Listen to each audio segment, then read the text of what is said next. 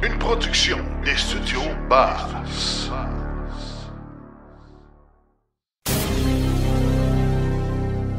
Cet épisode hors série est une présentation du groupe Énergie Canada, votre spécialiste en véhicules de loisirs électriques. Pour plus d'informations, visitez le energygroupcanada.com ou appelez-nous au 1-877-755-5551.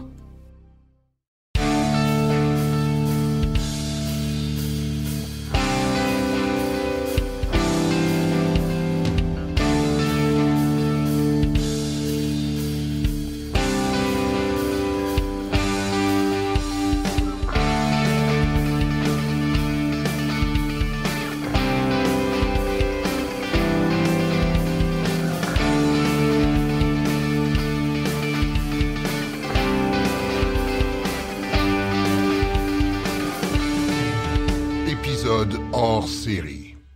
Un sujet fort attendu aujourd'hui, on va parler de l'étiquette aux bornes de recharge.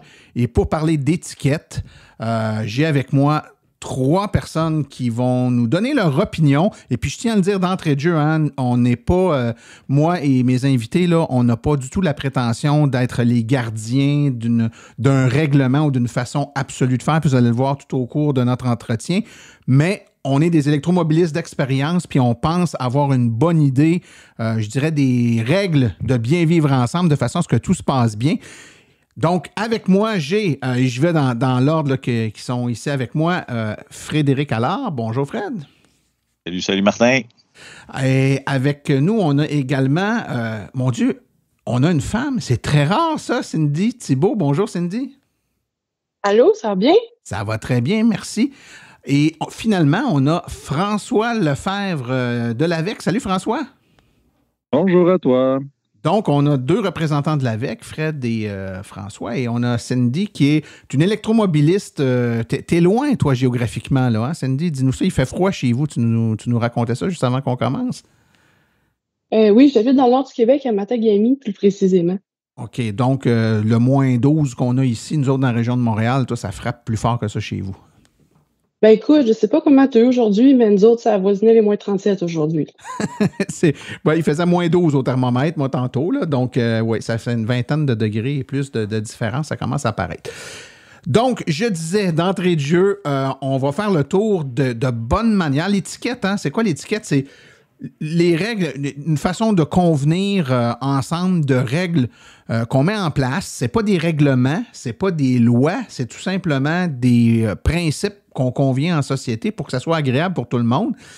Et on sait comment se comporter de façon naturelle parce qu'on le fait depuis qu'on est enfant dans un restaurant, dans un endroit public, dans différents contextes. Mais l'électromobilité, c'est nouveau. Ça a une dizaine d'années, 13 ans ou à peu près, là, ici au Québec. La plupart d'entre vous, vous avez fait l'acquisition de votre voiture électrique il n'y a pas trop longtemps. Et puis là, vous êtes dans des contextes dans lesquels vous êtes peut-être un peu moins habitués. Et malheureusement, lorsque vous prenez possession de votre véhicule, les vendeurs ne prennent pas toujours le temps de vous expliquer ces choses-là. Puis des fois, on l'apprend à la dure ou on fait des choses sans savoir que c'est pas apprécié des autres parce qu'on n'est pas au courant des bonnes façons de faire. C'est ce qu'on va faire le tour aujourd'hui ensemble, moi et mes invités. Alors, on va commencer tout de suite avec un premier. Et là, on va en descendre une coupe. On va les prendre un après l'autre. Le premier, quand on arrive dans un site où il y a plusieurs bornes et qu'on veut se stationner, le premier choix, Fred, il faut choisir la bonne borne en fonction de notre véhicule. Ça veut dire quoi, ça? La bonne borne en fonction de son véhicule, c'est simple. Puis ça dépend aussi de plusieurs contextes du voyage ou de la destination, de tout ce qu'on fait. Mais pour être bref, c'est simple que si on a, mettons, une Nissan Leaf 2016 avec une capacité de recharge de maximum 70 kW ou 50 kW, on va aller sur une borne 50 kW. On va essayer de pas justement aller monopoliser les nouvelles bornes de 100 kW ou de 180. Ça va être inutile. Fait qu'on choisit vraiment selon la capacité de notre véhicule. Puis si jamais on veut charger vite, on choisit, si on est vraiment vide, on choisit la 100 kW.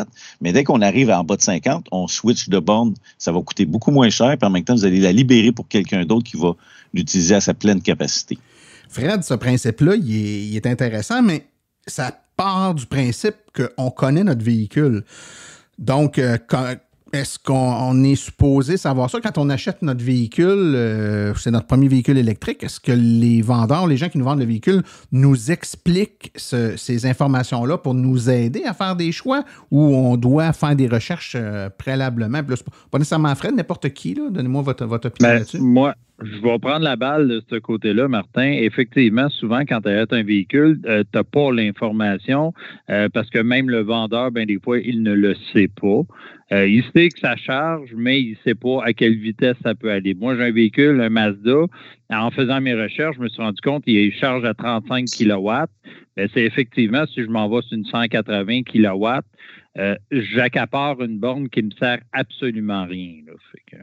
Encore là, je pense qu'il y a une question de gros bon sens. Donc, si on arrive sur un site où il y a 3 bornes et que notre véhicule ne va pas plus que 50 kW, il y a une 50, une 100 et une 180, par exemple, puis les 3 sont libres. Bien évidemment, je vais prendre la 50. Pourquoi? Bien parce que ça ne me sert à rien de prendre la 100, la 180, je n'en tirerai pas profit. De 1 et de 2, je vais payer plus cher, comme disait Fred, de toute façon, parce que les bornes plus rapides coûtent plus cher. J'ai aucun intérêt à le prendre, on en convient. Mais mettons que j'arrive sur le site, puis la 50 est utilisée, la 100 est utilisée, il reste rien que la 180. Mon auto ne prend pas plus que 50. Je fais quoi? J'attends que la 50 se libère ou là, je peux prendre la 180 puis c'est pas grave? Moi, je te dis, prends la borne parce que tu n'as pas le choix. À un moment donné, tu n'attendras pas peut-être 1 heure à avoir la 50, mais par contre, effectivement, mets-toi sur la 180 et dès que la 50 peut se libérer, à ce moment-là, peut-être changer de borne. Tu sais, ça prend 30 secondes, 1 minute que tu vas changer de borne. C'est sûr que si tu es parti prendre un café à côté, tu ne le sauras pas. Tu vas accaparer la 180 plus longtemps. Mais si ton véhicule ne le prend pas, tu as une chance que tu es là. Ben, change de borne, ça va te coûter moins cher et tu vas laisser la place à quelqu'un qui, lui, va vraiment en profiter. De toute façon, quand on sait qu'on est sur une borne 180, que notre auto ne prend pas ça, on s'en va. Si on veut aller prendre un café, on laisse un carton avec notre numéro dans le pare-brise parce qu'on ne veut pas le monopoliser si quelqu'un arrive. Puis on veut s'assurer de regarder un coup d'œil visible où ce qu'on va s'asseoir pour voir quand la 50 va se libérer pour aller bouger notre véhicule. Dans le fond, si je résume ce point-là, ce qu'on dit, c'est on n'a pas, nous, en tant qu'électromobilistes, avantage à prendre une borne qui est plus puissante que ce que peut prendre notre voiture parce que, de 1, on n'en tirera pas profit, de 2, ça va nous coûter trop cher pour rien. Mais en plus, il faut toujours avoir derrière la tête que si on le fait pareil, ben, il y a quelqu'un d'autre qui, lui, peut en tirer profit, qui ne pourra pas le faire si on est dessus. Donc, c'est du gros bon sens. Dans le fond, c'est ça se peut que je la prenne la place parce que c'était la seule. Et ça, il faut garder en tête. Hein, puis je pense que c'est important là, de se le dire. Des fois, on voit les gens qui se choquent parce qu'ils disent « Je suis arrivé dans un site, il y avait 3 bornes, il y avait une livre qui charge juste à 50 kW qui était branchée sur la 180, les autres étaient libres. » Avant d'aller parler fort avec le monsieur ou la madame qui n'est pas sa bonne borne, gardez en tête que peut-être, lui, quand il s'est branché, les 2 autres bornes à côté, tu as peut-être utilisé, c'était la seule qui était disponible, puis c'est pour ça qu'il est là. C'est pas nécessairement qu'il ne sait pas, c'est peut-être parce que c'était la seule de disponible, puis les autres sont partis, ça fait 2 minutes, puis il n'a pas eu le temps de se tasser encore. Donc, je pense avant de se choquer, puis on va se le dire, là, hein, je pense que l'étape avant de se choquer, c'est peut-être juste de s'assurer que la personne comprend. Il y a des bonnes chances qu'elle comprenne juste pas, qu'elle sache juste pas. Elle n'a peut-être pas conscience de la puissance de son véhicule, puis elle n'a peut-être pas conscience parce qu'elle fait de façon un petit peu machinale qu'en faisant ça, ça se peut qu'elle bloque l'accès à une borne rapide à quelqu'un qui est capable d'en tirer profit. Donc, c'est toujours... Il faut faire preuve de jugement, je pense. Hein? C'est la loi du gros bon. En fait, moi, j'aimerais rajouter quelque chose à ça. Là, on parlait tantôt qu'on était en hiver, qu'il faisait bien froid. Ben, en région, souvent, tu as le choix entre une 50 kW, une 100 ou une 180.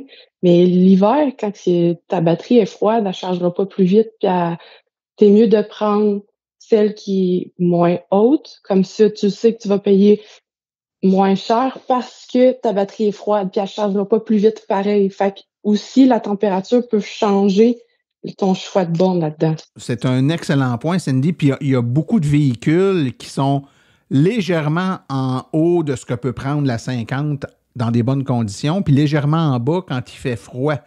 Ou la même logique entre la 100 et la 180, par exemple. Ce qui veut dire qu'il y a des véhicules que la bonne borne pour ce véhicule-là, c'est une borne de 100 kW l'été, mais ça devient une 50 kilowatts l'hiver quand il fait froid, parce que c'est le cas de plein de véhicules. Là. Il y a des véhicules qui chargent l'été en des bonnes conditions, 70, 75, 80 kilowatts sur une borne de 100, mais l'hiver, ils vont aller à 45, 50. Ben, ils sont aussi bien de prendre la 50 l'hiver, même si l'été, ils sont capables de prendre plus. Effectivement, c'est une question de bon sens. Fred? Oui, bien pour les gens, dans le fond, qui se posent la question, tout ça, juste pour dire que quand vous achetez votre véhicule, facilement, vous pouvez voir à l'intérieur de votre véhicule, il va marquer à quel pourcentage ou à quel aussi ampérage ou à quel kilowatt que vous êtes, tout dépendant de la sorte de véhicule que vous avez. Fait que vous le voyez en temps réel. Oh, je suis rendu à 45 kilowatts, je ferais mieux de brancher à côté. Fait que ça vous le dit. Ou sur la borne, pas les bornes Tesla, mais les autres bornes, par exemple, du circuit électrique, c'est marqué combien que vous êtes rendu en puissance que vous tirez. Et puis moi, je conclurais ce point-là, Fred, en disant que ça m'est déjà arrivé, moi, de me brancher sur une borne de 100 parce que c'était la seule qui était disponible, alors que mon véhicule, normalement, de 50, ça aurait été suffisant.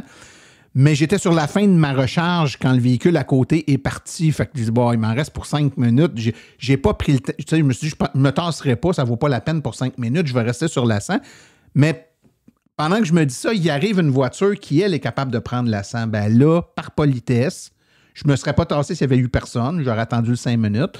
Mais parce qu'il arrivait quelqu'un qui aurait pu le prendre, j'ai baissé ma fenêtre, j'ai fait signe avec le doigt, là, 1 minute, je vais me tasser. Je me suis tassé à côté, j'ai laissé la place, puis j'ai fini ma recharge sur l'autre à côté. C'est ça qu'on dit quand on parle d'étiquette ou de bonne façon de faire. C'est aussi se servir de sa tête des fois, puis d'ajuster la logique en fonction de la situation. Oui. Bien, surtout s'il te restait 5 minutes, ça veut dire que dans le fond, tu as changé de tarification, justement. Parce que quand on arrive à 90 %, des fois, la tarification augmente, donc ça coûte plus cher. Donc, il n'y a pas intérêt de rester 5 minutes de plus, surtout s'il y a un véhicule qui attend après toi. T'sais. Exact. Le prochain point que je veux qu'on traite dans les bonnes pratiques et l'étiquette sur un site de recharge, c'est le stationnement. Se stationner correctement. Oh my God. Oh my God, oh my God. Et au moment d'enregistrer ce podcast aujourd'hui, on vient d'apprendre que les superchargeurs Tesla sont maintenant accessibles pour les véhicules Ford. Et il y a eu plein de F-150 qui sont allés se stationner aujourd'hui. Et la façon de se positionner à cause de la longueur du câble sur le superchargeur et du port de recharge sur le F-150, c'est obligatoirement ou à peu près de bloquer 2 places de stationnement, voire 3. Même sur le site de Tesla, on suggère 2 positions, une qui bloque 2 puis l'autre 3 places de stationnement. C'est des cas d'exception, là, hein, on parle d'un cas bien précis, mais en règle générale, sur un site de borne, il y a des lignes à terre, des places de stationnement. Parfois, on voit des choses qui ne sont pas trop recommandables. Fred, je sens que tu frétilles sur ta chaise. En fait, dans le fond, quand Tesla a fait son réseau, il l'a fait en conséquence de ses voitures. Il a mis la longueur de câble nécessaire pour toutes les Tesla. Mais là, en s'ouvrant aux nouveaux marchés, les prochaines superchargeurs de niveau 4, le câble va être plus long, justement. Puis, d'après moi, ils vont éventuellement peut-être remplacer les autres aussi pour mettre un câble plus long. Mais en attendant, il ne faut pas que les gens se fâchent. C'est normal, si quelqu'un vient stationner, c'est plate, mais ils vont en prendre 2. Puis c'est comme moi quand je tirais le trailer, la remorque de l'AVEC, puis que j'arrivais, puis toutes les bornes Tesla étaient prises. Fait que là, j'ai pris la borne de circuit électrique, mais j'ai été obligé d'y aller de côté. Puis je me suis branché, puis ça prenait les 2 bornes malheureusement. Puis moi, vu que c'était la première fois que je tirais un trailer de ma vie, ça me tentait pas de dépiner puis d'aller mettre ça, parce que je savais pas comment faire. Fait que là, j'ai dit, je prendrai pas de chance, mais j'ai eu une madame qui était vraiment frustrée. Oui, ben mais là, tu sais, Fred, on parle du cas de Tesla. Dans le cas de Tesla, c'est un peu particulier, là, je veux dire. C'est un contexte de design mécanique, hein, la longueur des câbles, tout ça. Mais si on fait abstraction de ce cas-là, puis on parle de l'immense majorité des bornes là, actuellement au Québec qui ne sont pas nécessairement des bornes Tesla, il y a quand même des bonnes et des mauvaises façons de se stationner. Donc, c'est peut-être bon de rappeler certaines règles de base là, pour s'assurer qu'on n'a pas de problème. Là. Évidemment, c'est toujours se stationner en pensant justement aux autres qui vont se stationner à côté, d'essayer de rester entre les lignes ou de stationner de la façon d'être sûr que les bornes de chaque côté puissent être accessibles à d'autres personnes. François, tu voulais dire quelque chose? Donc, comme je disais, ça m'est arrivé cette semaine, justement, j'étais au IKEA, puis le IKEA à Boucherville, maintenant, ils ont 8 nouvelles bornes qu'ils ont rajoutées dans le stationnement. Et J'ai quand même un VUS, une entrée de gamme, le Mazda, et je peux vous jurer qu'entre les lignes, j'avais de la misère à le rentrer, là. Fait que faut rester entre les lignes vraiment, et non à côté, soit d'un bord ou de l'autre. Mais il y en a que beaucoup avec le reculon, que les attaches sont, le connecteur est en arrière de l'auto. Ils ont de la difficulté avec de se reculer à une borne. Et des fois, c'est drôle de voir aller le monde, là. Oui, je pense que l'idée, c'est de prendre le temps de bien se stationner. Puis même si on est tout seul quand on arrive sur le site, il ne faut jamais oublier que ça se peut qu'il y ait 3-4 autos électriques qui s'en viennent en arrière de nous autres puis qui vont avoir besoin de l'espace. Donc, si on veut éviter d'être obligé de zigonner, comme on dit, pour se tasser un petit peu pour faire de la place, c'est un peu les mêmes règles que dans n'importe quel autre stationnement dans un centre d'achat, peu importe. Les lignes sont là pour une raison. Si les gens ne les respectent pas, il va y avoir quelqu'un à un moment donné qui va arriver puis qui va être frustré parce qu'il ne sera pas capable de rentrer, puis ça va créer un problème. Il ne faut juste pas oublier non plus, ça arrive des fois qu'il y a des cases de stationnement supplémentaires. Donc, le nombre de cases de stationnement ne correspond pas au nombre de ports de recharge utilisables. Donc, il y a des bornes qui sont placées de façon à ce qu'il y ait 2 stationnements pour la même borne. Donc, des fois, il y a des gens qui se stationnent là en se disant, quand lui va avoir fini, moi, je vais me brancher. C'est correct dans la mesure où tu ne bloques pas une autre borne pour quelqu'un d'autre, mais le stationnement d'à côté, normalement, n'est pas un stationnement pour attendre. Si tu attends d'autres choses, si ce n'est pas ton tour, tu devrais être en retrait. Et ça fait en sorte qu'il n'y aura pas d'ambiguïté sur l'utilisation du site. Je dirais juste en terminant, dans le fond, pour le stationnement correctement, dans le fond, c'est très rare que les gens ne se stationnent pas correctement. Le plus souvent, c'est que quand je vois qu'il y a mettons comme par exemple au Costco, qu'il y a un véhicule à essence qui va se stationner là. C'est plus, lui, il ne se stationne pas correctement, puis il purge un peu. Il déçoit pas mal les autres. Exactement. Un autre point qui est important, souvent quand on arrive sur un site de recharge, on est là pour un petit bout de temps là, qui va varier de quelques minutes, des fois à quelques heures quand c'est des bornes niveau 2. Là. Donc, il arrive souvent qu'on fait autre chose. Donc, on sort du véhicule, on en profite pour aller chercher quelque chose à manger, on en profite pour faire un peu de ménage dans l'auto parce que ça fait 3 heures qu'on est dedans, puis les enfants ont jeté des cochonneries un peu tout partout. Je pense qu'il est important de se rappeler que si on génère de la cochonnerie, il faudrait faire attention de ne pas domper nos vidanges à terre ou un peu tout partout. C'est toujours plat à temps d'arriver, puis il y a des papiers de McDonald's après le bollard ou encore... par terre devant la borne, il y a des contenants de breuvage qui n'ont pas été mis dans des bacs à recyclage ou dans des poubelles.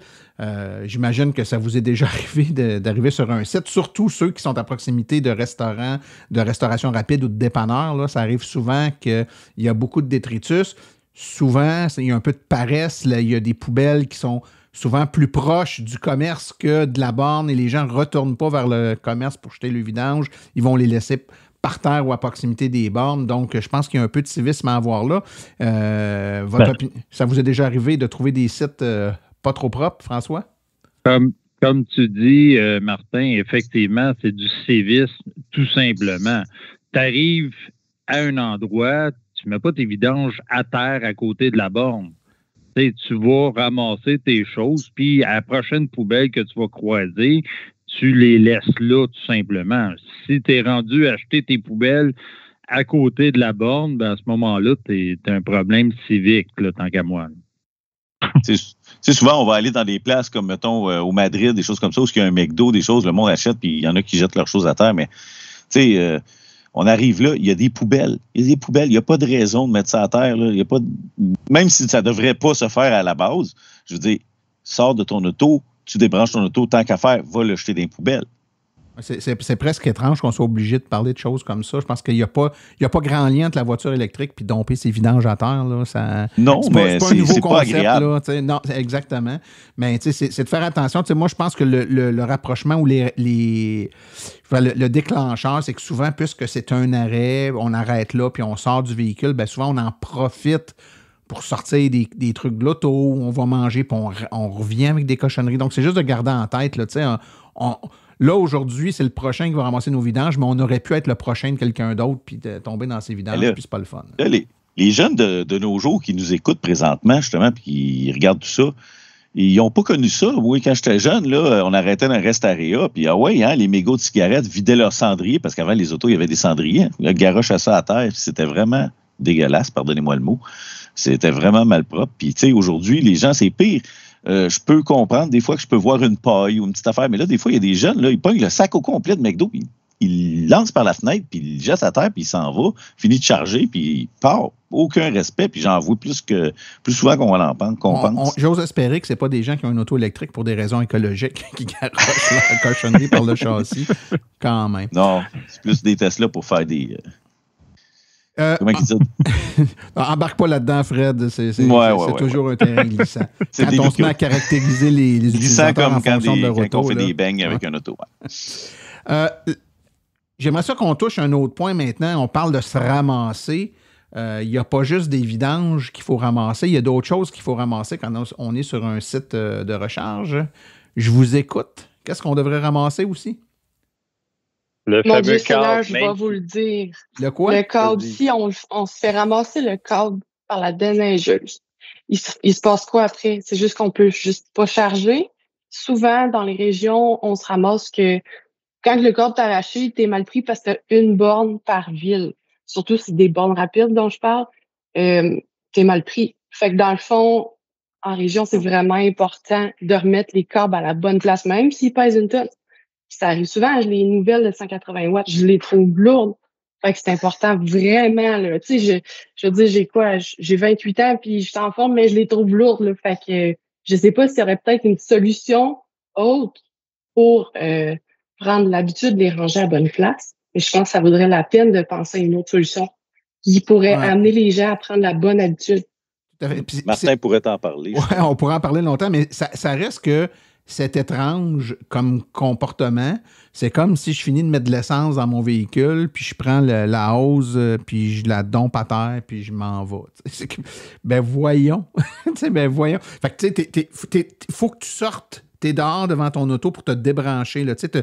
C'est même pas une question que ça me tente pas de ressortir dehors. T'es ressorti. Là. Tu le débranches, tu l'as dans les mains. Là. Je comprends qu'il peut être lourd, là, mais je veux dire, un coup que tu l'as dans les mains, fais les 3 pas qui manquent, puis accroche-le à sa place. Bon, je pense que Cindy a tout à fait raison. Les câbles qui ne sont pas remis à leur place, d'une part, même s'ils ne sont pas arrachés par la déneigeuse, s'ils sont par terre, ils sont soumis à de l'eau, de la neige qui rentre dans le connecteur. Après ça, le prochain, quand il se branche, étant donné qu'il y a de l'eau dans le connecteur, il y a des problèmes de connexion parce qu'il y a une vérification que la borne fait lorsqu'on se branche sur un véhicule. Puis étant donné qu'il y a de l'eau, il y a des courants de fuite dans le pistolet. Donc, la borne refuse de démarrer par protection. Et dans le pire des cas, comme disait Cindy, c'est que la déneigeuse passe, puis elle est habituée de passer tout près de la bordure de béton. Puis si le câble est par terre en avant de la bordure de béton, il se fait ramasser par la déneigeuse, puis c'est... À moins, écoute, ça fait comme 2 ans, je n'ai pas regardé les prix, là, mais j'en changeais un peu un autre. Là, c'est 1 700 $ le câble à chaque fois qu'elle se fait ramasser. Donc, ça coûte une fortune. C'est surtout écoute, l'hiver. Martin, oui. Dans le fond, c'est pas nécessairement le bout du pistolet qui traîne à terre, c'est le restant du fil. On dirait que le fil est comme trop long. Ouais. Puis c'est le bout du milieu qui fait la grosse balloune que je peux même piler dessus en me stationnant. C'est ça qui fait en sorte qu'il traîne tout le temps par chez nous. Oui. Puis il y a des modèles de bornes qui ont des rappels de câbles, donc un câble en acier là, qui tire et qui ramène. Mais avec le temps et surtout l'hiver, quand il fait froid, là, le système de rappel est moins efficace. Je sais qu'il y a des nouvelles bornes qui s'en viennent avec des systèmes de rappel beaucoup plus efficaces pour amener les câbles. Ça va aider. Il existe aussi sur les bornes à plus haute puissance, des câbles sont refroidis au liquide. Donc, étant refroidis, les câbles sont beaucoup plus petits parce qu'ils chauffent moins vu qu'ils sont refroidis. Donc, on peut mettre des câbles plus petits. Là, à ce moment-là, ils sont forcément plus légers. C'est le cas chez Tesla, d'ailleurs. Leurs câbles sont refroidis, donc sont plus petits. Mais effectivement, c'est un enjeu. Puis là, le but aujourd'hui, c'est pas de débattre sur quelle technologie nécessairement on devrait utiliser ou pas. On parle d'étiquette. Donc, c'est quoi Et l'étiquette, c'est aussi... On replace soi-même les câbles, mais quand on voit qu'il y a un câble qui a été laissé à terre ou qui a mal été placé, plutôt que d'être à côté sur notre auto puis d'attendre que le temps passe, replacer le câble, ça va peut-être faire en sorte qu'il y ait un problème qui ne surviendra pas. Oui, Fred? Oui, c'est ça que j'allais dire, justement. Malgré que les plus gros problèmes, c'est surtout l'hiver, les déneigeuses, mais en général, quand un câble, on ne l'installe pas comme il faut, on ne le remet pas comme il faut à sa place, que ce soit Tesla ou circuit électrique, souvent l'embout de plastique va tomber par terre un peu plus tard ou peut-être dans la seconde qui suit. Puis en fracassant le sol, c'est assez solide, mais ça m'est déjà arrivé qu'il y a des pins ou il y a des morceaux qui brisent. Puis là, à ce moment-là, le gars n'est plus utilisable. Ou encore qu'il y a une auto qui passe, qui roule dessus, comme elle expliquait tantôt, Cindy. Fait que ce qui fait que c'est les risques de l'endommager puis de se retrouver sans borne. On est tous perdants, hein, parce qu'après ça, quand la borne n'est pas disponible. Fait que ça vaut la peine de prendre le temps de bien le remettre à sa place. Yes. Écoutez, j'ai quasiment envie qu'on saute dans un sujet un peu plus épineux parce que celui-là, c'est vraiment une question de, je dirais, presque de philosophie. Mais une autre règle d'étiquette, surtout aux bornes rapides, là, on nous a toujours dit, tu te charges, puis rendu à 80-85%, peut-être un peu plus sur certains modèles de voitures qui chargent encore rapidement là, à un haut pourcentage de charge. Mais quand notre charge est finie, on s'enlève de là.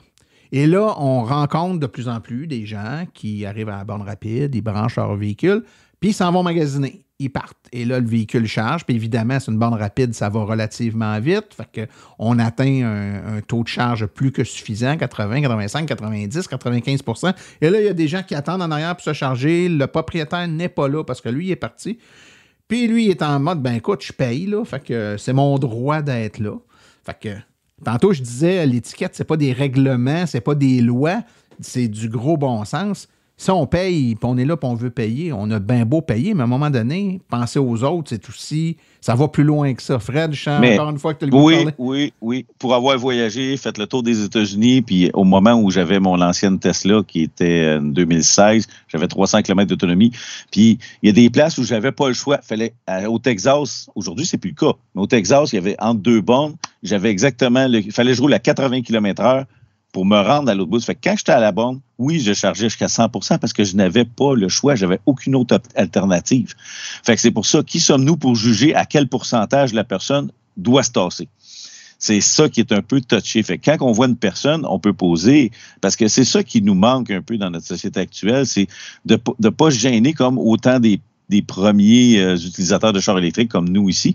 C'est que d'aller voir les gens puis de leur parler poliment, pas dire « Hey, dégage ». Non, c'est dire bonjour, vous allez loin quelque part ou, tu sais, je me demandais, vous êtes rendu à 95, saviez-vous qu'à cette hauteur-là, ça coûte plus cher?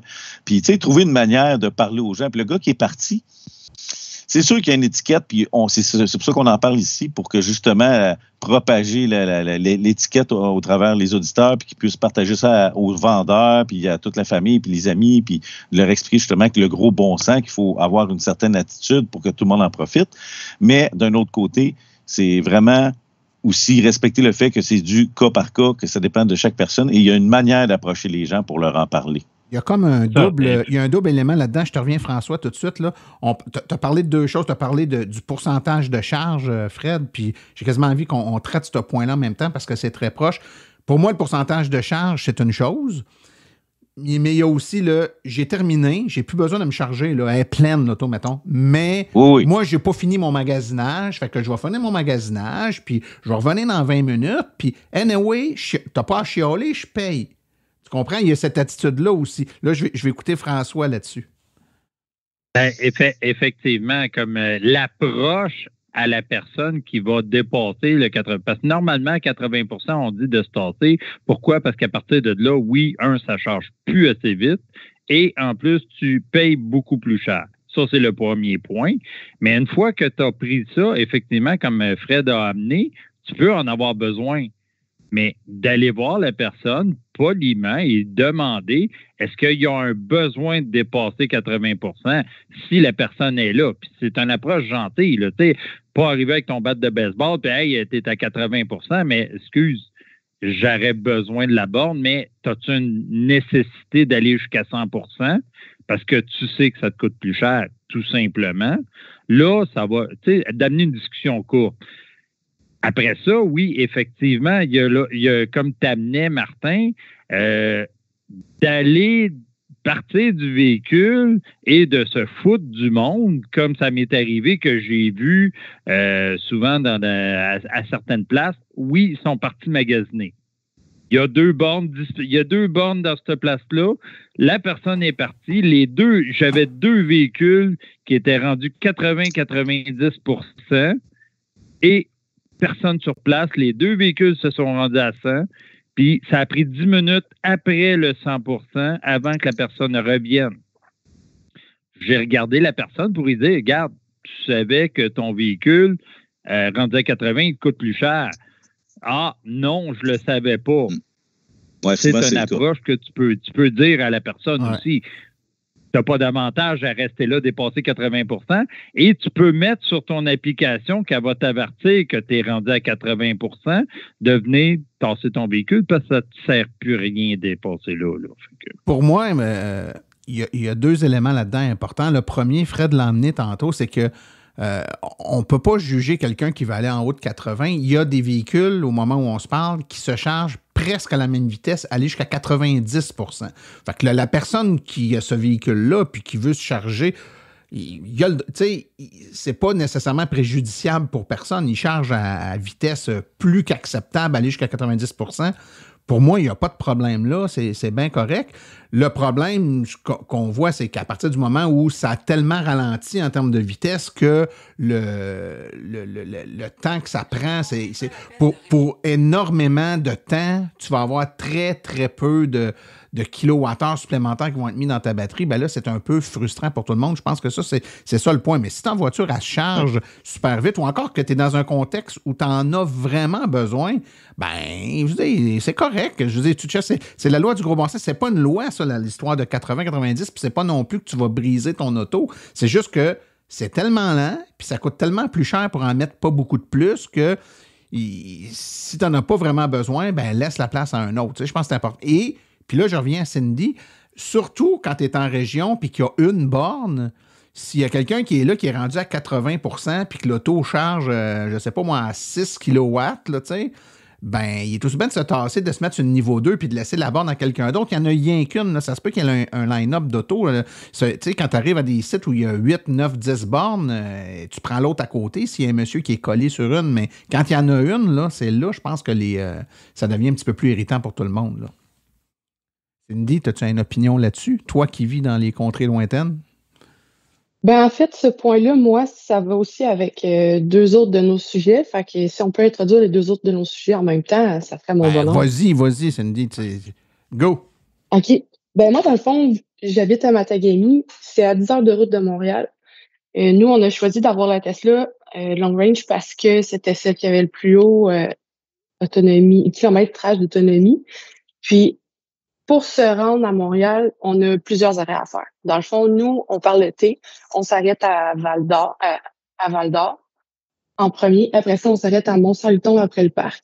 Souvent, c'est là qu'il y a beaucoup plus d'achalandage. On a déjà attendu après 5 autos en avant de nous. Fait que moi, j'ai bien de la misère avec les gens qui veulent charger jusqu'à 90. Mais si tu as besoin de 90 pour te rendre à ta destination, pour moi, ça me va. Si tu as besoin de mettre juste 40% de plus pour te rendre à ta destination, fine. Moi, dans ma tête, c'est tu mets ce que tu as besoin. Le restant, tu le laisses aux autres. Puis après ça, nous, on tombe sur les bornes de Tesla, fait que ça va plus rapide, selon avant. En tout cas, c'était plus rapide. Fait que pour moi, c'est ça qui est important. C'est pas de se rendre d'avoir la règle 80-90, c'est vraiment comment tu gères ton autonomie à l'intérieur de ta voiture. C'est pas mal plus ça, je t'avouerais. Moi, je dirais, pour ajouter, justement, c'est que le plus frustrant, surtout pour toi, Cindy, c'est que toi, si tu arrives à Mont-Saint-Liton, machin, puis tu arrives, puis le gars, il est là, puis il est déjà chargé à 100%, mais je sais pas s'il y a un café à côté, puis lui, il est en train de... Mais je pense que tu as oublié du bois, ça. Non, il y a fuck all là-bas, puis pour être honnête, s'il y a personne dans l'auto, puis que j'attends après quelqu'un, mais moi, j'ai encore 8 heures de route à faire. Là, je viens vers. Là, je viens vers, je vais te le trouver, le gars, puis je vais te dire qu'est-ce que tu fais. Puis c'est pas un verre écologique. Non, puis si c'est pas une auto que je sais que la borne de recharge sur l'auto se barre, moi, c'est plate à dire, là, mais moi, je vais le prendre puis je vais le mettre dans mon auto. Parce que j'ai pas besoin d'attendre après quelqu'un. C'est plate, mais il faudrait vraiment que chaque automobiliste apprenne à connaître son auto en premier lieu pour pouvoir gérer ses recharges, surtout en voyage. Parce que aussitôt que je sors de ma ville, je suis en voyage. Fait que si je veux descendre faire l'épicerie dans la région d'à côté, ben je suis encore en voyage. Il faut absolument que je me charge au moins une fois. Puis si je dois attendre après quelqu'un qui est parti magasiner, non, excusez, là, genre reste dans ton auto puis occupe-toi de tes affaires. Après ça, tu iras magasiner. Je trouve ça vraiment important, là. ou de bien planifier ton retour, que tu reviennes à 90 puis de checker la fin ou à 80.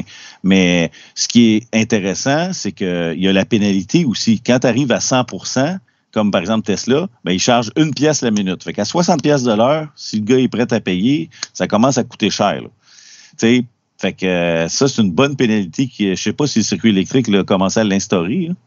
Non, c'est quand tu dépasses 90% de charge que la tarification double. Ah, c'est ça. Puis après, quand il est à 100%, il devrait tripler. Ah, pour le moment, c'est pas ça, mais je veux dire, il y a un 5 minutes de grâce quand même. Oui, c'est ça. Puis l'important, je veux dire, puis c'est un peu le focus avec lequel on aborde ça ici aujourd'hui, c'est de dire, nous, en tant qu'utilisateurs, c'est quoi la bonne attitude que nous, on doit avoir.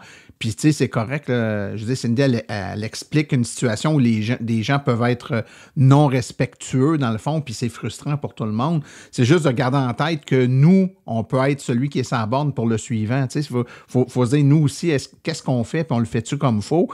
On met ce qu'on a de besoin de mettre, puis quand on a fini, on s'en va. Puis moi, je rappelle que c'est peut-être pas le cas à Matagami parce que les steps là, entre les bornes sont quand même assez grands. Mais pour les gens qui vivent dans la région de Montréal, de Québec, etc., je veux dire, des bornes, il y en a quoi à peu près aux 40-50 km, puis il y en a 4 à 8 par site. Tu sais, je veux dire, tu n'es pas obligé de monter ça à 80-90 à tous les fois. Là. Mon auto à moi, par exemple, là, tu sais, entre 10% puis 50-60% de charge, c'est là qu'elle recharge le plus vite. Mais moi, quand j'atteins 60, là, je me tasse de là parce que si je continue à charger, la vitesse va se mettre à descendre, puis c'est pas cool. Et je sais que de toute façon, je peux me charger dans 30, 50, 60, tu sais, je veux dire, entre maintenant et le moment où je vais être vide, là, je vais probablement croiser 8 sites de recharge, là, tu sais, fait que je vais arrêter plus loin à un moment où mon auto va aller plus vite, ça va être plus vite pour moi, puis ça va être plus vite pour libérer la place pour le suivant aussi. Je veux dire, c'est de bien connaître son auto aussi pour être capable de bien gérer ça. Et de bien connaître l'emplacement des bornes, parce que si tu habites à Matagami ou à Montréal, c'est pas à tous les temps de kilomètres qu'il y a des bornes, fait que c'est important de l'utiliser l'application du circuit électrique ou de Tesla. Il y a des applications exprès qu'on peut aller voir partout où sont les bornes. Fait qu'avant de faire un voyage, de planifier, de voir où sont, puis comme ça aide à planifier pour qu'on puisse déconnecter le plus rapidement possible. Souvent, ces temps-ci, on voit beaucoup plus de véhicules électriques en région. J'ai vécu ça la dernière fois, le dernier congé qu'on a eu férié. J'ai remarqué que je m'en allais à Montréal, puis j'avais jamais eu autant de temps d'attente à une borne. Je me suis rendu compte qu'il fallait que je sorte pour jaser avec les gens, parce que souvent, on se connaît tous à un moment donné. Puis les gens ont appris beaucoup plus de choses en se parlant pendant qu'ils se rechargeaient à propos de tel et tel véhicule, parce que c'était la première fois qu'ils les voyaient. Alors, l'entraide là-dedans était vraiment importante aussi pour apprendre à gérer nos recharges. Parce que on se suit tous, dans le fond, quand on monte à Montréal, puis on savait que tel véhicule chargeait à tel, fait qu'on allait changer de borne à ce moment-là pour laisser la 50 kW au bon véhicule, et moi, j'allais à 180. Exactement. Ce que tu racontes là, c'est exactement ce qu'on vivait de 2012 à 2020. Alors que toi, tu le vis aujourd'hui un peu plus en région où ce que là, le monde prenne plus, la masse commence à voyager plus. Tandis que là, nous, ce que je déplore, c'est qu'un peu en ville, quand j'arrête à des places, le monde reste plus enfermé dans leur auto, puis le monde ne se parle pas. Tu sais, le monde... T'sais, alors qu'avant, tout le monde, hey, salut, puis c'est quoi ta nouvelle voiture? Oui, c'est comment tu recharges, c'est quoi ta vitesse, toutes sortes d'affaires. Alors qu'aujourd'hui, c'est comme, je trouve ça plate. Il faut que nous, on aille de l'avant encore, puis c'est une mission perpétuelle. Effectivement, aller aider aussi les autres, parce que des fois, tu arrives, c'est quand tu connais un peu le domaine, tu arrives sur un site de borne, puis là, tu vois les points d'interrogation d'en face du monde. Si tu connais comment ça fonctionne, va l'aider. Puis déjà là, tu vas gagner 5 minutes à l'aider à partir la borne plus rapide, puis peut-être la faire mettre sur la borne qu'elle a besoin. Ça c'est un bon point. C'est un super bon point, François. Puis je voulais qu'on en parle, parce que aider une personne qui comprend mal, qui fait une mauvaise utilisation de l'équipement public, ben c'est aider tout le monde. C'est aider cette personne-là, mais c'est aider toutes les personnes que cette personne-là aurait nui dans le futur, ne sachant pas qu'elle fait la mauvaise chose. Donc, c'est hyper important de prendre le temps de le faire. Là. Exact. Les gens, là, même s'il arrive une mauvaise chose, gênez-vous pas pareil. Je m'explique. Une fois, c'est arrivé que j'ai été dans une borne, puis là, j'ai vu quelqu'un qui avait de la misère à vouloir brancher. J'ai sorti pour aller le voir. Qu'est-ce que tu veux? Fait que c'est pas parce que quelqu'un te répond bête que là, tout le monde va être bête. Fait que même si ça arrive que quelqu'un, lui, il est dans son monde, je sais pas, où il a ses raisons, où il a peut-être arrivé des bad luck dans sa journée, puis qu'il est bête avec toi, c'est pas une raison, d'après ça, de plus aller voir les autres. Donc oui, ça peut arriver aujourd'hui, c'est la masse là, qui arrive dans les réseaux de recharge. Là. Puis c'est la masse, ben c'est pas les passionnés comme nous, c'est du monde plus que j'ai acheté un auto parce que je veux sauver du gaz, ou parce ci ou pas ça, parce que c'est cool, mais quand il arrive une borne, il veut pas se faire achaler par d'autres mondes. Ça peut arriver, mais c'est encore une minorité, mais ça arrive. À ce moment-là, c'est pas grave, prenez-le sur vous. OK, je m'excuse d'avoir dérangé monsieur, salut, bye, puis gênez-vous pas pour quand même aller voir d'autres gens, parce que les autres gens, ils vont avoir besoin de ça reste des exceptions, Fred. Je pense que la grande majorité des gens sont contents de se faire aider. Puis, tu sais, on parlait de quelqu'un qui utilise mal l'équipement. Pour mal utiliser l'équipement, il faut l'utiliser. Là. Mais il y a des gens qui ne l'ont jamais utilisé. Ils sont partis de chez les concessionnaires, on leur a remis le véhicule. Après avoir signé un contrat, on a pris 3 minutes pour leur montrer étaient où les lumières sur l'auto, puis le piton pour le démarrer. Et c'est terminé. Jusqu'à la trappe à rouge. Exactement. Alors là, les gens arrivent à la borne parce qu'ils se rendent compte qu'ils ne se rendront pas. On leur a pas dit que ça prenait une carte ou on leur a pas dit que ça leur prenait un compte du circuit électrique ou de flotte, peu importe. Ils sont pris là, ils ont leur carte de crédit dans les mains, ils ne savent pas par quel bout de prendre ça. L'étiquette ou les bonnes manières sur un site, c'est aussi de prendre le 3 minutes pour sortir de son auto et dire « Monsieur, madame, est-ce que je peux vous aider? » Puis de faire bénéficier ces personnes-là de votre expérience. Oui, c'est dommage qu'on ne leur ait pas expliqué avant. Oui, on aurait dû, il y a quelqu'un, avant de les laisser partir, qui aurait dû leur expliquer comment ça fonctionne. Mais force est d'admettre que souvent, ça ne se fait pas. Donc, je pense qu'on est tous contents quand on essaie de faire quelque chose, on a de la difficulté, puis quelqu'un nous aide. Ben, je pense que de prendre le temps d'aider cette personne-là, c'est aussi rendre service, puis de faire en sorte que son expérience d'électromobilité va être bonne, puis elle ne dirait pas, c'est un maudit char électrique-là, c'est trop compliqué. Hein? On a entendu des gens frustrés parce qu'ils ne comprenaient pas comment ça marche. Pour avoir croisé aussi souvent là, des PHEV qui se présentent aux bornes rapides, qui n'ont pas le port de recharge rapide, tout simplement, mais ils ne se sont pas fait expliquer. Ils arrivent, je peux charger avec un gun, j'arrive là, oups, ça ne marche pas, ça ne connecte pas. Comment je fais pour charger? Ben, allez le montrer, là, dites-le tout simplement, ce type de véhicule-là ne prend pas ça. Sortez votre application, il y a une niveau 2 qui est à tel coin de rue. Pendant que tu vas faire ton magasinage pendant 1 heure, 2 heures, là, vas-y sur celle-là en masse, là, t'as le temps, là. Donc, un point qui est intéressant, en fait, qui est important, en termes d'étiquette, c'est aussi, on a parlé tantôt que les bornes, c'était des biens communs, puis que si on ne ramasse pas les câbles ou si on les laisse les câbles par terre, ben ils peuvent se faire briser, puis c'est tout le monde qui est perdant.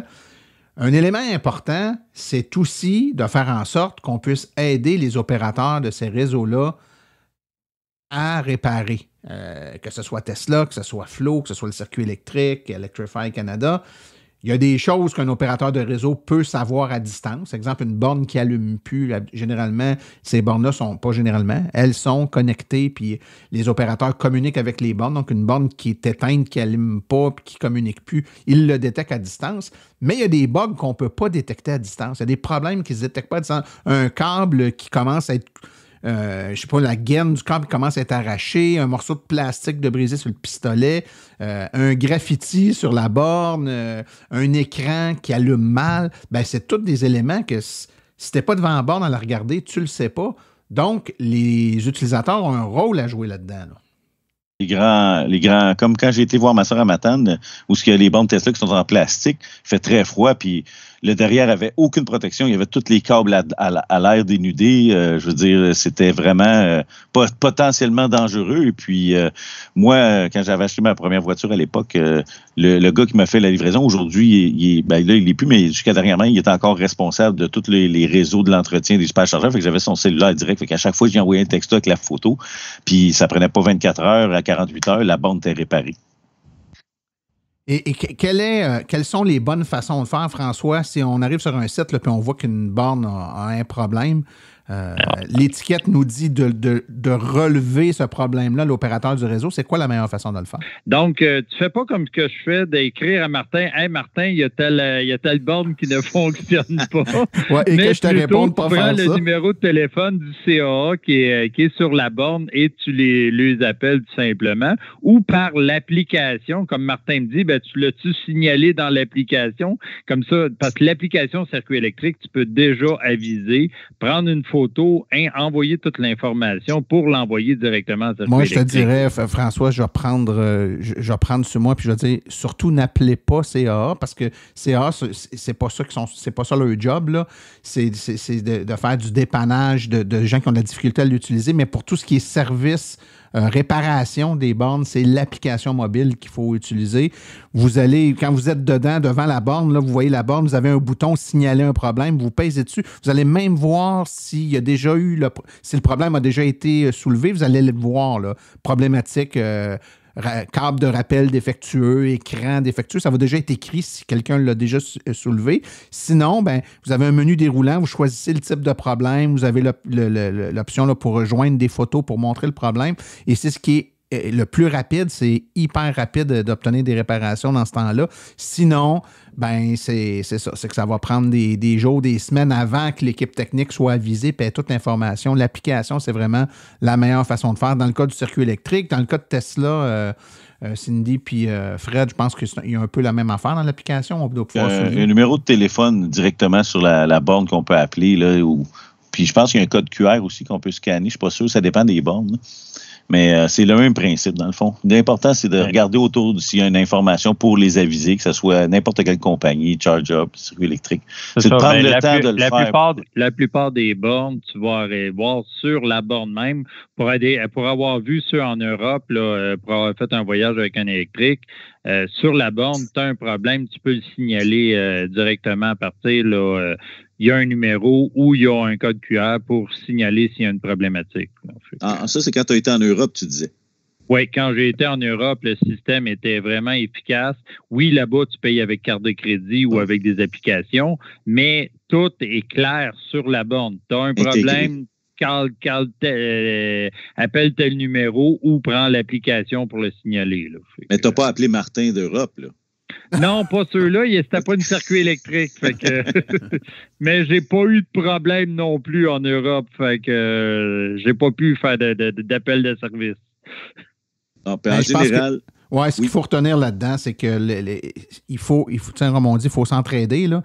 Les opérateurs de réseau, il y a des problèmes qu'ils ne peuvent pas savoir que le problème est là si on ne leur dit pas. Il faut leur dire. Si on est devant la borne, puis ce qui arrive là, puis je vous le dis parce que moi, je le vois de l'autre côté de la médaille, ce qui se passe, quand les sites ont une borne, là, comme dans les sites là, où il y a une ou deux bornes, donc, par exemple, Cindy l'a dit en région, souvent, il n'y a pas beaucoup de bornes.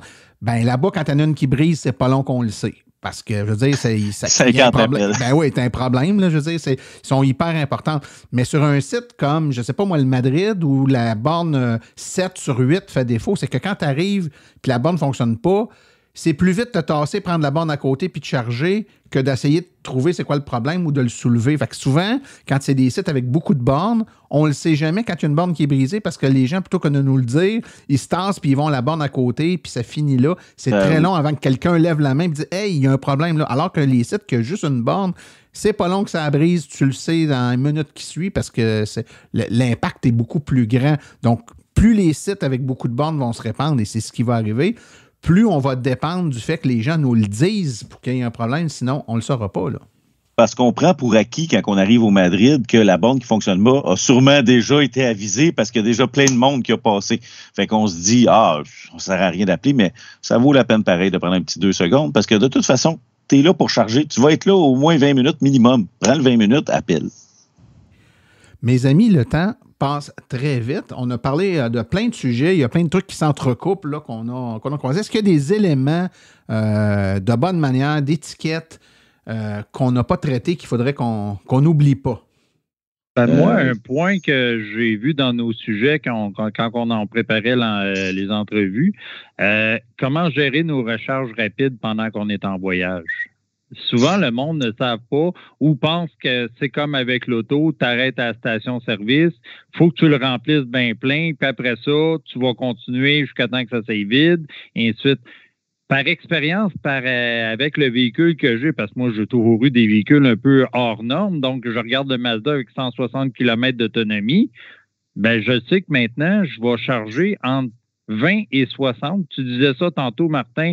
Toi aussi, tu ne dépasses pas bien plus souvent le 60 de ta décharge parce que c'est la période où tu vas charger le plus rapide.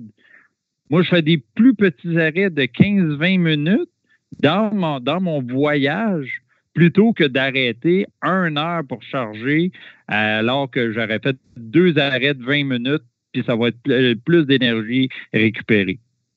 Moi aussi, je fais pareil comme toi, François.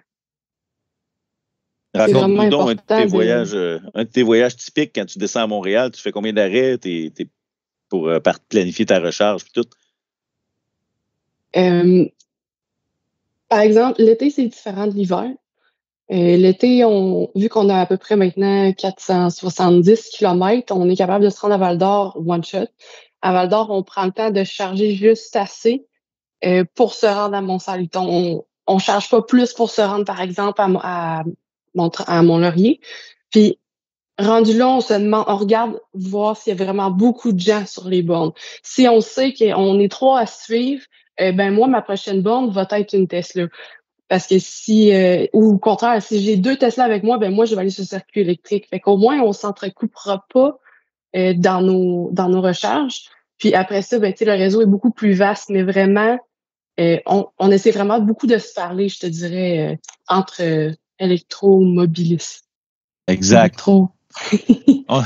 On arrive à des bornes, justement, on sait qu'on se suit depuis 2-3 fois, comme quand on était descendu des îles, tout ça, puis là, qu'on voit qu'on se croise, ça arrive des fois qu'on dit, tu t'en vas là-bas, OK, parfait, moi, je vais pogner l'autre après, parfait, puis ça aide à... Mais éventuellement, il y a de plus en plus de bornes, puis ce problème-là va doucement, pas vite, se régler par lui-même. Mais ça reste que même s'il y a beaucoup de bornes, de bien planifier son voyage et d'arrêter. L'exemple de François tantôt était très parlant parce que c'est exactement ça. Parfois, faire 2 arrêts de 20 minutes ou 3 arrêts de 20 minutes, donc au total, tu as arrêté 1 heure, va te mettre plus d'énergie que si tu arrêtes 2 fois pendant 30 minutes, par exemple. T'sais. Donc, il faut vraiment bien connaître notre voiture, savoir là où, ce que moi j'appelle là, la zone payante. Là, donc, aller jusqu'à 55-60%, ça charge assez vite. Après ça, ça se met à descendre. Si je sais que je peux me recharger à une autre place en chemin, je vais arrêter à 60 puis je vais me recharger à l'autre place pour rester dans ma zone payante. Si je sais qu'il n'y en a pas puis que j'ai besoin de charger à 75 ou 80%, là, je vais le faire, hein, comme on disait tantôt. C'est chaque cas, mais ça, c'est le genre de truc qu'il faut que tu aies réfléchi un petit peu avant, puis il faut que tu connaisses ta voiture avant, mais tout ça va faire en sorte que tu vas avoir une meilleure utilisation. Mais pourquoi on dit ça? Parce que là, le thème aujourd'hui, c'est on parle de l'étiquette. C'est parce que de bien gérer ses affaires fait que tu es là moins longtemps. Si tu es là moins longtemps, tu libères plus vite. Si tu libères plus vite, il y en a un qui peut se charger. Hein? Oui, Cindy? En fait, je suis d'accord avec toi, mais souvent, les gens ne savent pas comment. Tu sais, quand ils viennent d'avoir leur auto, ils se disent qu'ils veulent juste aller charger, mais au final, ils ne sont pas au courant des outils qui existent.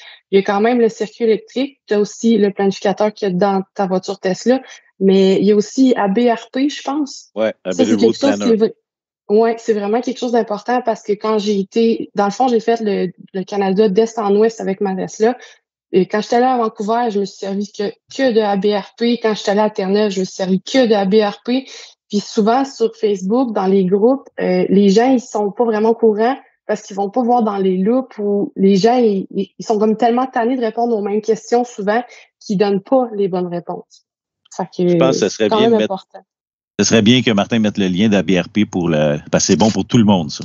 Oui, on va le mettre dans les références du podcast. Ouais. Tout à fait. Un petit point que je rajoutais comme membre de l'AVEC qu'on avait jasé aussi. Nous, comme membres, tu reçois une carte avec de dire, puis sur la carte, on l'a fait de façon à ce que si tu sais que tu vas charger pendant 20 minutes, une demi-heure, tu peux te servir de ta carte AVEC pour dire, OK, je vais être de retour dans 20 minutes.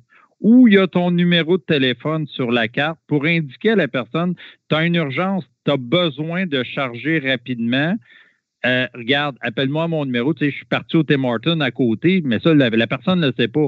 Mon numéro est dans la fenêtre.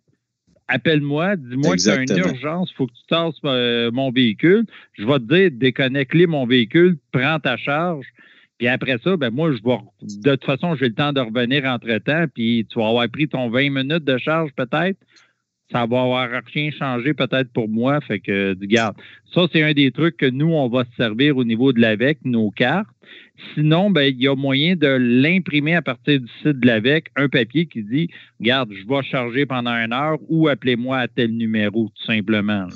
Exactement. Il y a des signets qui existent, soit séparément ou recto verso aussi, qui parlent s'il y a des voitures à essence qui sont stationnées devant parce qu'il est à côté puis il est parti manger. Des fois, ils font pas exprès, les gens, puis on met le signet qui explique justement, bonjour, c'est une borne électrique, c'est comme si pour que les gens comprennent que c'est comme si on va pas aller stationner notre char électrique devant une borne à essence.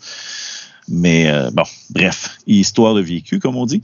Idéalement, c'est de laisser une note pour que les gens, doucement pas vite, en prennent conscience de façon courtoise avec une belle étiquette. Et il y a aussi le fait que la personne qui est stationnée, qui n'a pas d'affaire devant une borne, soit qu'elle ne charge pas ou qu'elle n'a pas d'affaire à être devant une borne parce que c'est un véhicule à essence, ben ça équivaut à un ticket comme un stationnement d'une place pour personnes handicapées. C'est pas les mêmes tarifs, mais c'est la même code de loi pour une amende si tu es stationné à ces endroits-là. Fait que c'est dans l'étiquette des avertis, regarde, tu pourrais pogner une amende solide, là. C'est gentil aussi de lui dire. Oui, tout à fait. Je pense, écoutez, on a traité beaucoup de points. L'étiquette, on l'a dit en entrée de jeu, c'est une série de règles qu'on se donne entre nous pour que ça soit agréable. Hein? C'est pas des lois. Règle générale, là, à part de se stationner devant une borne puis pas se charger. Oui. Là, puis à part la tarification dynamique qui met une sorte de loi subtile, comme on dit. Oui, mais une loi n'en met pas. Je veux dire, la tarification dynamique, elle n'empêche pas que quelqu'un peut rester devant s'il veut. Puis, mais nous, en tant qu'utilisateurs, qu'est-ce qu'on doit ou qu'est-ce qu'on devrait faire? Pas par la loi, par les règles du gros bon sens pour que ça soit agréable pour tout le monde. Et on se met souvent, quand on veut essayer de se donner des guides, ben on met des lignes. Le problème, c'est que dans la vie, tout n'est pas blanc, tout n'est pas noir. Donc, moi, j'appelle aux auditeurs à faire preuve de jugement.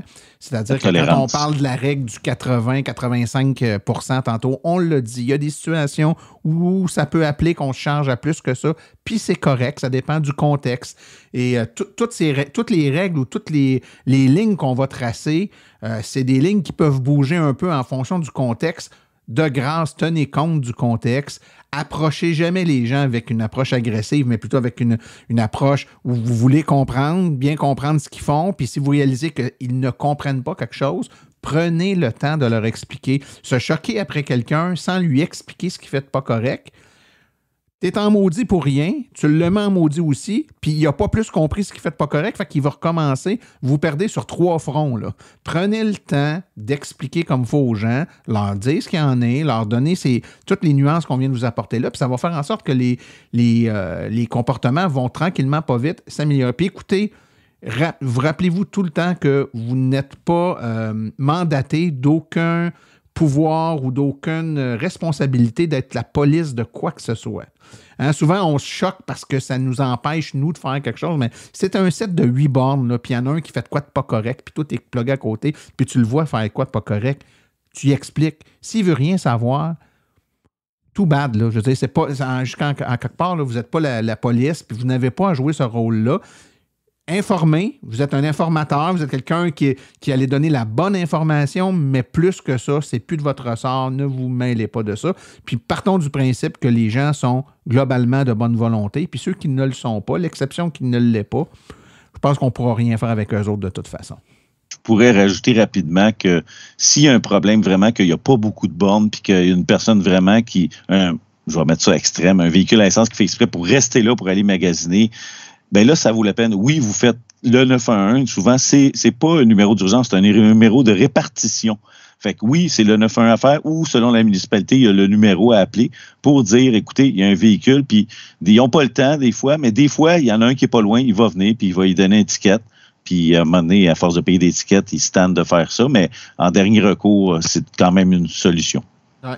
Et rappelez-vous que je pense que c'est mon défunt père qui disait ça, on est toujours le cabochon de quelqu'un, là, dans le sens que il y a des gens qui font des affaires pas correctes, puis ça nous choque, mais des fois, nous aussi, sans s'en rendre compte, on fait de quoi de pas correct, puis je pense qu'on a du pouvoir plus sur nous que sur les autres, fait que avec les règles qu'on a données aujourd'hui, soyez conscients qu'en appliquant ça, ben, vous faites en sorte que la personne derrière vous qui attend pour se charger, ben, vous voit faire les bonnes choses, ça la met de bonne humeur, puis ça lui montre par l'exemple ce qu'il faut faire, et puis on risque de répéter les bonnes manières comme ça. Je vais faire un dernier tour de table pour conclure le tout, savoir si vous avez un mot de la fin. François, on va commencer par toi.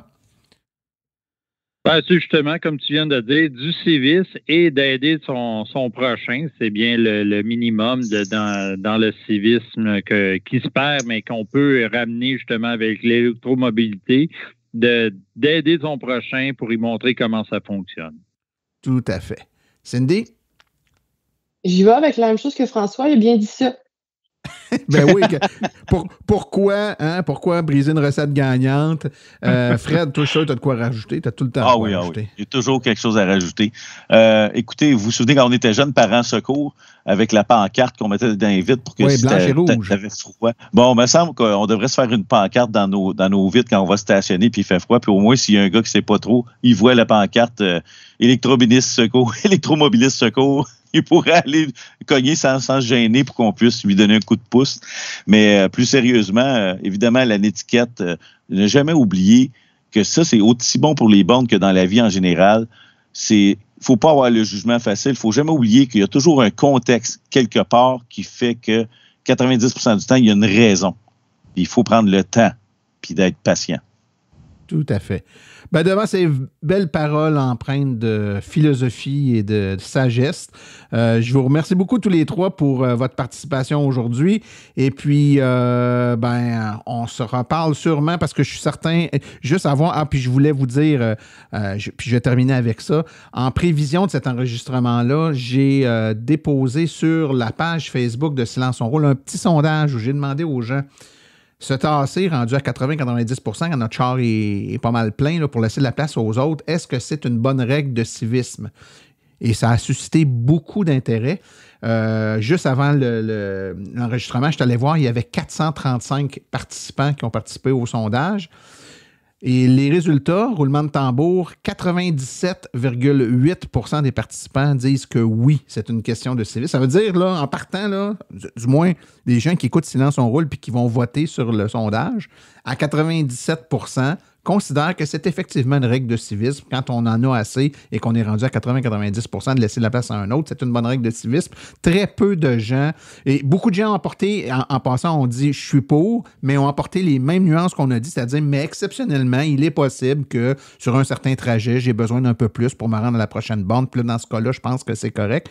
On en convenait là, tous que c'était effectivement une comprendre le contexte. Tout à fait. Mais je pense que c'est important de le mettre en contexte. Et tout ça pour dire que c'est un sujet qui suscite beaucoup d'intérêt. On le voit par les participants au sondage. Donc, je suis certain qu'il va y avoir beaucoup de réactions à la diffusion de ce podcast-là. Donc, s'il y a des questions, si je vois qu'il y a matière à faire un round 2, ben, je vous fais signe. Merci beaucoup à vous trois. Merci, Martin. Aïe.